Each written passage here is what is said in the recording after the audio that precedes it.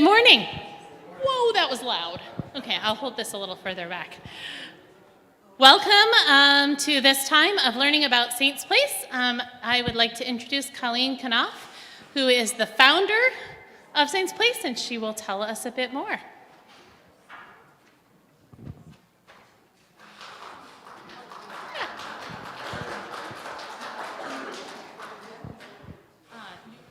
Or you can stand here. You want a place to set your things? Sure. Yeah.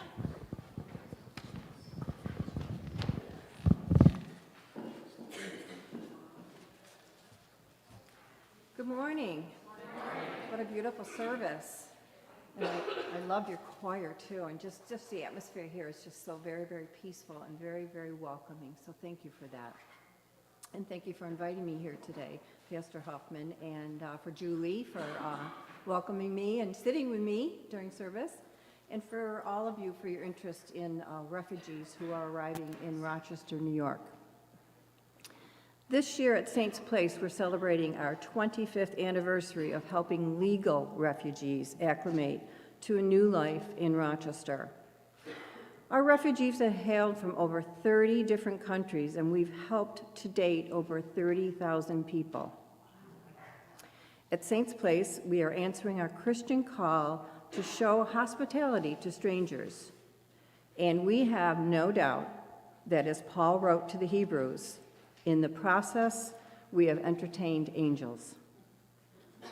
At Saints Place, we live out Christ's challenge. What you do for the least of my brothers and sisters, you do for me. We are ever mindful that in welcoming refugees, we are welcoming Christ and the Holy Family, who were also refugees, fleeing death and moving to another land. Let me go back to the beginning of Saints Place. In 1998, I was on a committee at my church, which was St. Louis Church in the village of Pittsford. We sponsored a family from Somalia. Does anyone remember when the churches used to sponsor refugees? Well, that doesn't happen anymore. So it makes it really difficult for the Catholic Family Services because they don't have the support of the churches now. Our family consisted of a mother with 9 children, and our committee collected furniture, household goods, and we had the rental house all set up when they arrived. Now try to imagine how much furniture, linens, kitchen items that it takes to fill a house for 10 people. Think about your own house. We filled it with everything. I became quite close to the family, and I began meeting other families who didn't have a sponsoring church. Their apartments were furnished sparsely. I remember one woman whom I visited.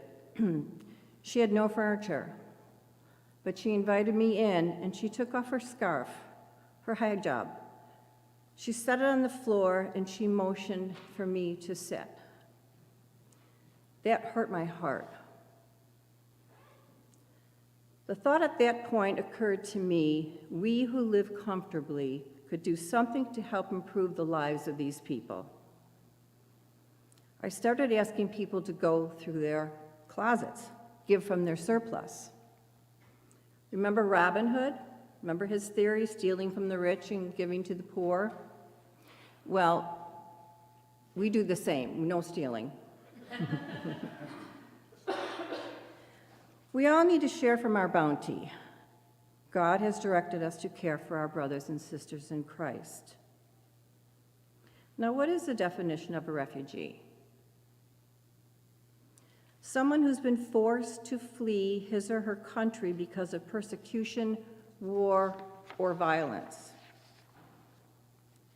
All people have the right to seek asylum, to find a safe refuge in another country. Refugees fleeing war or religious persecution are very vulnerable. They have no protection from their own government, and it's also their own government who's persecuting them. If countries like the United States don't let them in or protect them, they may be condemned to an intolerable situation where their basic rights, their security, and even their lives are in danger. So, during all this time, the Holy Spirit started filling my head and heart with ideas on how we could help all refugees in our area. Believe me, I fought the whole idea because there's no way I wanted to move furniture. Eventually, I gave in, and I surrendered my heart and soul to this mission. So now I am a furniture mover. I went to my pastor at the time at St. Louis Church, and I asked for his and the parish's support in starting up a warehouse for donations. He gave me his complete blessing, and so became the beginning of Saints Place. Our first home was in my 3-car garage. Then it spilled over into my basement. People stopped by at all hours, day and night, dropping off donations. Eventually, my husband and my neighbors strongly encouraged me to find other headquarters. But that's when we became nomads. I didn't have a budget for rent, so I relied on people that would give me space, but they only gave me the space until they needed it. So we became nomads, going from place to place, all with furniture on our backs constantly. I also had to rent a truck once a week to pick up the donations that were coming in and to be able to deliver them to our newest neighbors. Eventually, I took out a loan for a used van, and within 6 months, I paid off the loan because people just started coming up to me and handing me money, unsolicited. Then in 2001, a house owned by my church became available, and that's currently where our offices are. We are at 46 South Main Street in the village of Pittsford, and that's where our small staff resides, and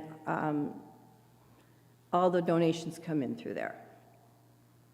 We recycle everything. We keep what we need for the refugees, and then everything else goes to other organizations that need it, but we recycle, recycle, recycle. So also in 2001, we opened up a clothing closet because these families were arriving with literally the clothes on their backs. So we had to give them coats and shoes and hats and gloves, and they weren't prepared for the Rochester winters, that's for sure. So we began to outgrow our 4,000 square foot house. And that's when I noticed a nearby church, St. John's on Wickford Way in 31. Well, they had a school there that had closed a few years earlier, and those empty rooms were just crying out to me. So I approached the pastor, Father Peter, and asked if his church would share the space with us, which was approved heartily. And today we have a 6,000 square foot clothing closet that every single refugee, like the day after they arrive, they come to shop for clothing, coats, boots, shoes. We give them new socks, thanks to Bamba, and underwear, new underwear, of course, toys for the children. Every child gets a new quilt made by donors that give them to us, and new backpacks filled with school supplies. We want these kids to look like our kids. We don't want people to be prejudiced and mock these children because they're not dressed properly or they don't have the coolest backpack. So we make sure that they look the part. We also started a tutoring program that same year. That was a very busy year. But the kids would come to me so frustrated. Here they're in a new country, new language, parents who really couldn't help them with their homework. And the children, they're coming from refugee camps with no formal schools, medicine, electricity, even running water. We're asking them to adjust to a new country, a new culture, learn a new language, enroll in our schools, and pass the Regents exams. We couldn't let these kids fail, especially after all that they'd been through. It's no wonder they were struggling. The answer became obvious. We had to provide tutoring services. So today we have 2 sites One's in West Henrietta. There's a lot of Iraqis over in that area. And then there's one at Sacred Heart Cathedral down in the city, because we have a lot of Burmese refugees that have settled in that area. The adults are as welcome to come as the children. Excuse me.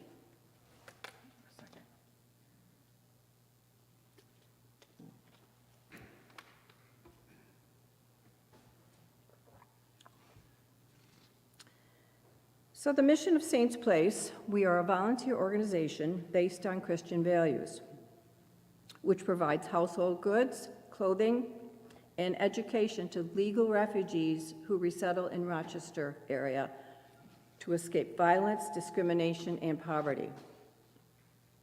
Yearly, we assist over 1,000 refugees who are designated Priority 1 by the United States government, which means they cannot safely return to their homes or remain in a refugee camp. They are often traumatized, having seen loved ones kidnapped, maimed, or even killed. They've not received proper nutrition or education. The refugees have come from the four corners of the world, over 30 different countries, escaping civil war, ethnic cleansing, famine, and discrimination. Countries such as Afghanistan, Croatia, Bosnia, Kosovo, Serbia, Iran, Pakistan, Vietnam, Sudan, Somalia, Nigeria, Liberia, Cuba, Sierra Leone, and Burma. In 2022, we started seeing the Ukrainians arriving by the hundreds. This year, we will have arrivals from Venezuela, Cuba, Haiti, the Republic of the Congo, Somalia, and Burma. The largest number of arrivals will be coming from the Ukraine. In 2021, President Biden created the United for Ukraine bill, which allows Ukrainians to come to the U.S. if they have a sponsor. So I don't get that at all, because to me they are refugees, and they certainly have escaped from the same reasons that I've just described to you. They've been forced to flee their war-torn country. You see this every night. When you turn on your news, you see it every single night, what these people have gone through. They've lost family members, they've lost friends, their homes, their schools, their jobs, and all of their possessions. They have to pay their own airfare, and they're not federally funded, so their sponsors have to agree to support them for 2 years, which I think is a lot. The reason so many are coming to Rochester is because we have a very large Ukrainian population here, and the Ukrainians are very, very open to welcoming other Ukrainians. They've opened up their doors, and they're helping them to find jobs, and they want to work, and they do work, I mean, as soon as they possibly can. Refugees arrive through the Catholic Family Services of the Refugee and Immigration Department. Saints Place then receives their bios so that we can prepare the household furnishings that they need, the furniture, so they can start a new life as soon as they arrive. Let me just ask you this question. What would you take if you were forced to flee? If right now those tanks were coming down through the village of Fairport, if those soldiers were coming down the street, just think about it. What would be the most important things that you would take?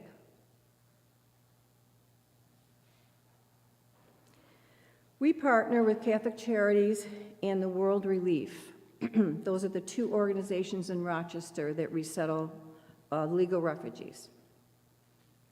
And as our resources allow, we also provide services to 25 other not-profits, helping those in need of all races and backgrounds in Rochester, New York community. We were actively involved with the fire victims at the Pines of Parrington, as I know you were, and I know that Pastor Hoffman received an award Wednesday night. Yes, you did. I was there, but you weren't there. You received an award from the town of Perrington, along with our church, the Assumption, that's my church now, and also Saints Place for the work that we did to help the victims of the fires. Yeah, so I'm sure it was really beautiful ceremony. Yeah, yeah, yes. Yeah, it's like the town supervisor said, they're just a small little town. He said, we couldn't possibly have done what all you helped us to do to get these people, back on their feet. And the fire department, not one person died in that fire. It's a real miracle. So anyways, yes, so we got involved because we had to help set them back up in apartments, these poor people. So anyways, so just to summarize what we do. We furnish homes, and since July of 2022, we have assisted over 475 newly arrived refugees. That is setting up homes for 185 people, providing 250 new beds and new pillows. We insist on new beds and pillows for obvious reasons, but they cost money. So we have a washer and dryer program that we select 2 or 3 refugee families a month, like the larger ones, because going to a laundromat is not only expensive, but it's very difficult when you have a large family and just traveling with all the laundry and probably no car. So we're doing that. I mentioned the clothing closet. We serve over 150 clients every month at our clothing closet. Tutoring and school supplies. Every week, 75 refugees receive tutoring, and we distribute over 40 new backpacks and school supplies per month. Scholarships.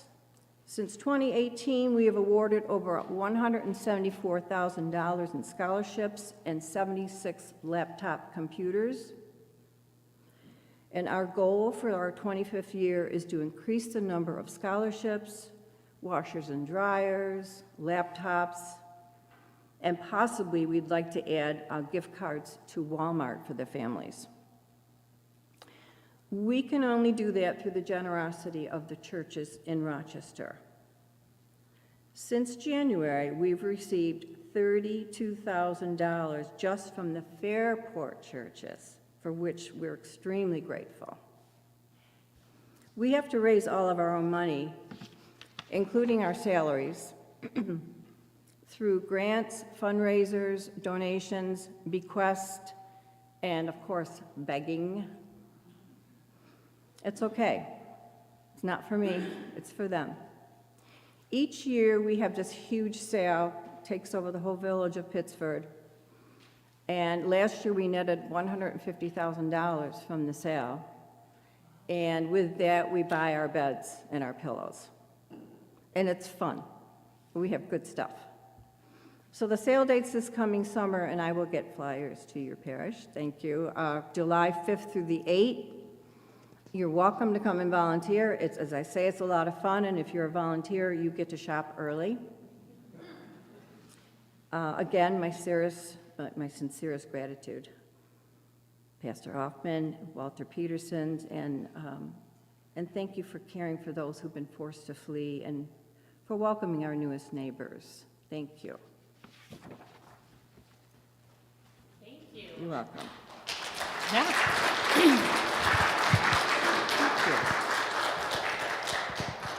Did I? Can we take some questions? Sure, sure. Any questions? Tony? Yes. Do you collect clothing for Sorry. I was wondering, I donated a lot of stuff over the thank you. years on the back porch of Yes, your house. thank you, thank Do you. you take clothing there too, or do you take that at St. John's? Everything comes through 46 South Main Street, where we go through everything there, and then we pass it over. Oh, okay. If it's going there. Thank you for your donations.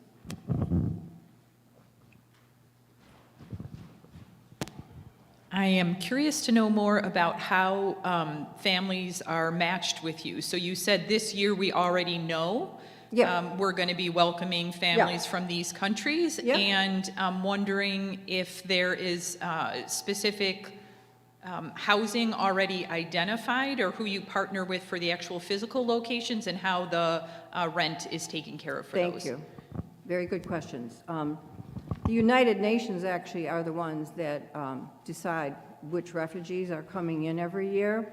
So it's them first, and then they're sent out to the different agencies throughout the United States that are federally funded to resettle refugee families.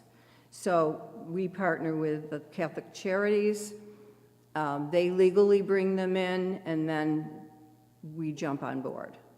The apartments are found by Catholic Charities, thank you, because, you know, they do come with some money to get them started, not very much though. So a lot of the apartments are, you know, in the inner city, but it's just to get them started. Did I answer all your questions? Yeah, okay, good. Just piggyback on that, so in Rochester, it's Catholic Charities Yeah. that is the designated federal agency. In other parts of the country, it's Lutheran Social Services. And so next week, we'll hear about Lutheran Immigration and Refugee Services that we also help to support. They do not get, people who come in through LIRS aren't resettled here in Rochester because that is done locally. So we thought we would pair kind of the local connection with then next week the Lutheran connection, and how this kind of all, it takes a village, a really, really big, expansive village to do all of this work. Yeah. Other questions? Yeah, Donna. Is there a website that you have, or Yes. how can we identify what your greatest needs are at any given time? Yes, we do have a website, and there are brochures out on the table for, please take them. It should. We donated a lot of furniture there. Oh, thank you, thank you, thank you. I knew it was just furniture, I did not realize it was clothing as well.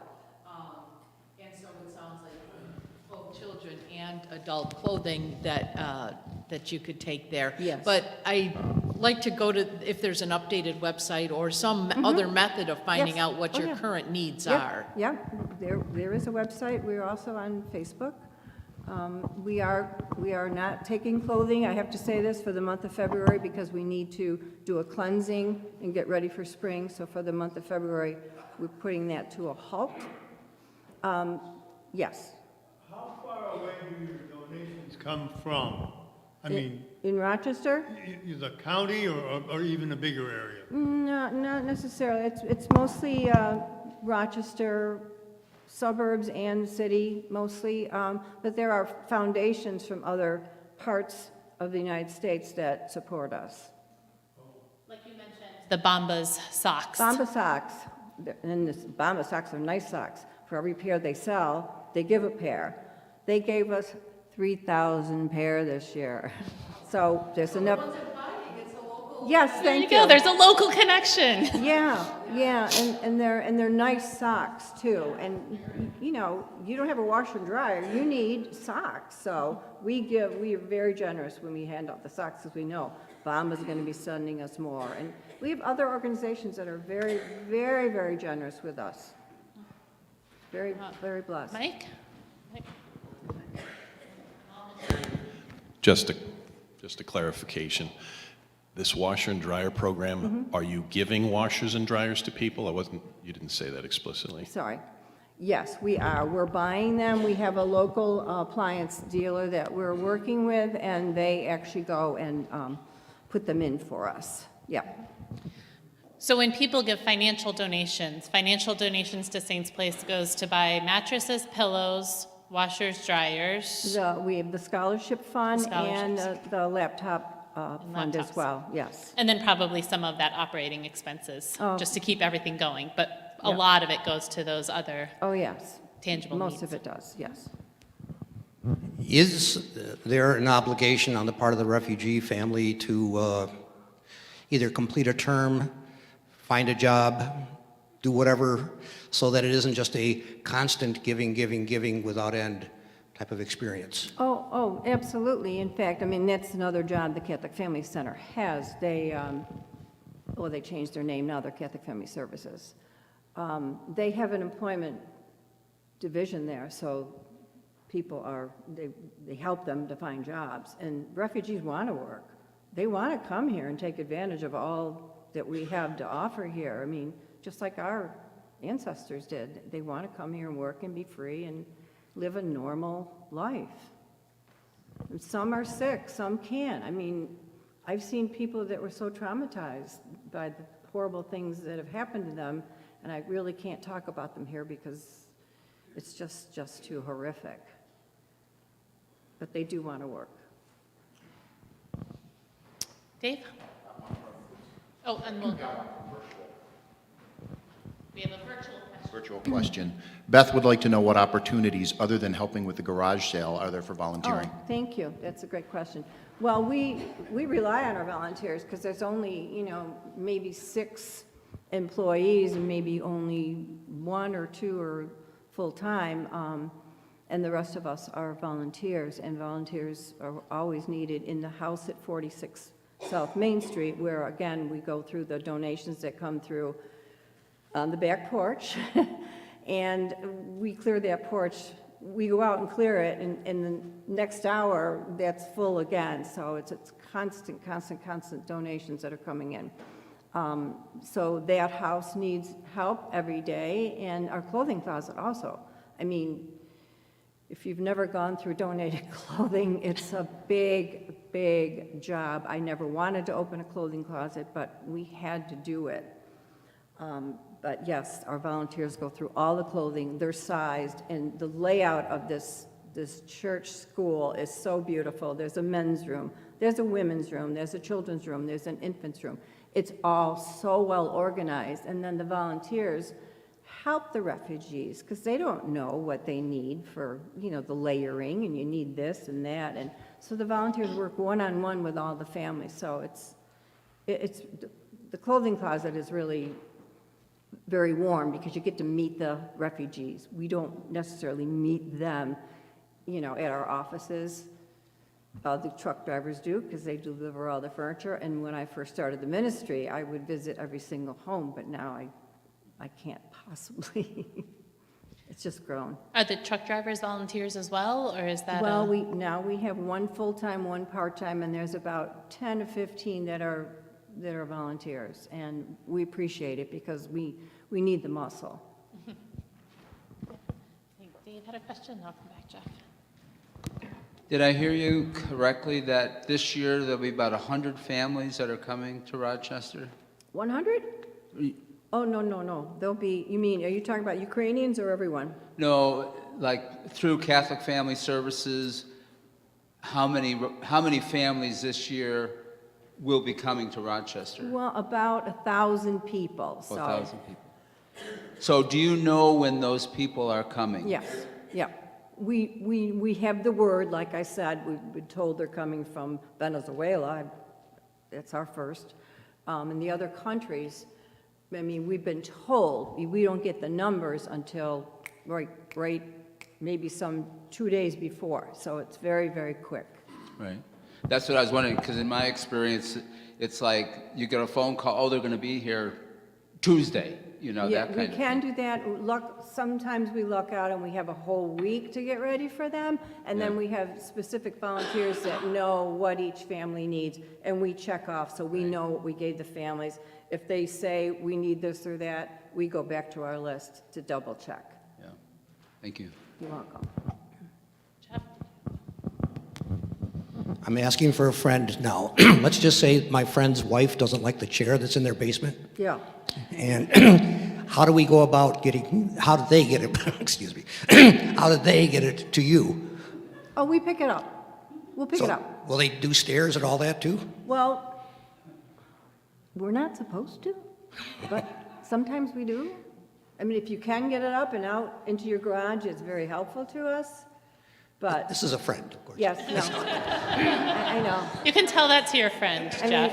Moving furniture, as I said, is not the business I wanted to be in, but you have to do it. I have a friend's wife too who needs that.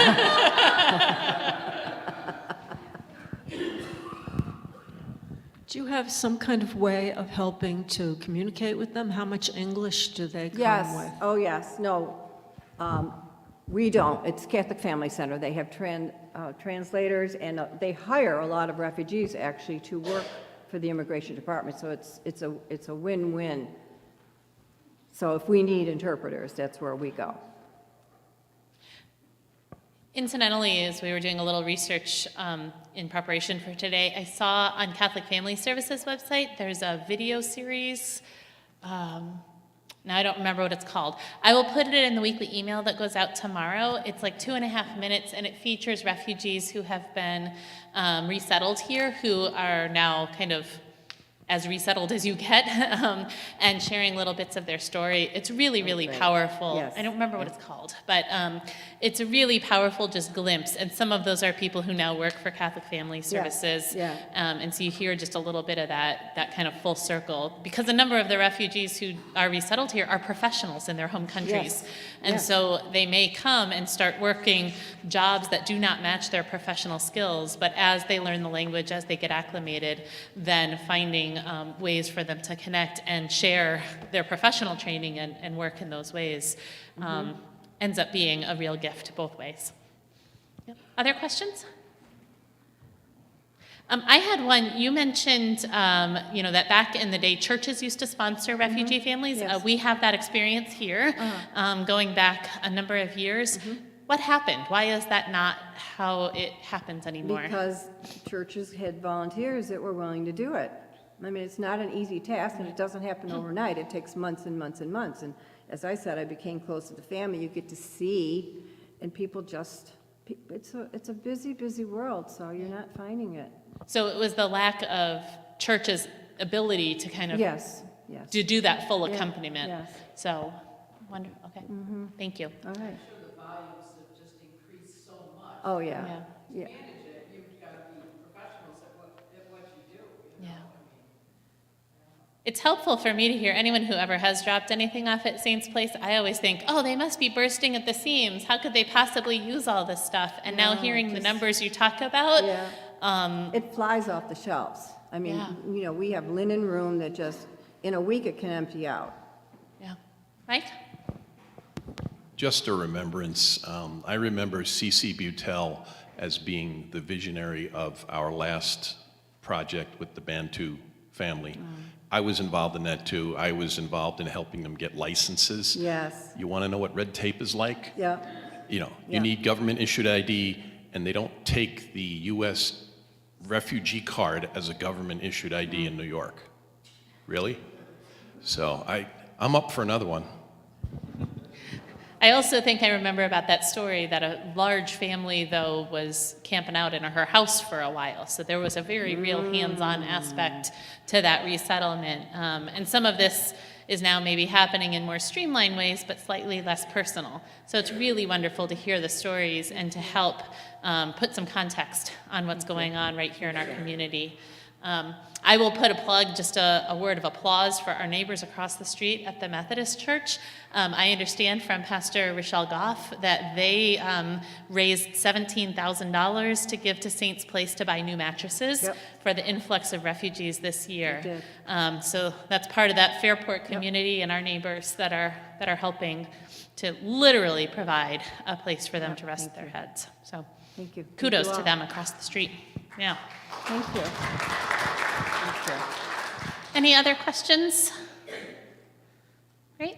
I'll put the website and I'll put that video in the email that goes out tomorrow, just to kind of give you a chance to ponder that more fully and learn a little bit more about what's going on right here in our own backyard. And for those who are moved to do so, to give financially or to be involved as a volunteer. It sounds like there's ample opportunity Yes, there for all of those, and to get rid of that chair that might be causing marital strife. So all sorts of options here. We're here to help. Yeah. Thank you. Great. So brochures and envelopes are on your table on your way out. And like I said, for those who are watching via live stream, that'll be coming in your email tomorrow unless you Google them before then. If you are so moved to offer to volunteer, who do you contact? Or is that in the brochure? On the brochure, our phone number's on there. Okay. Just give us a call. Thank you. Okay. Thanks for having me today. and for Big your- thank you to Colleen for coming and sharing your time with us. Thank you. Thank you. Thank you.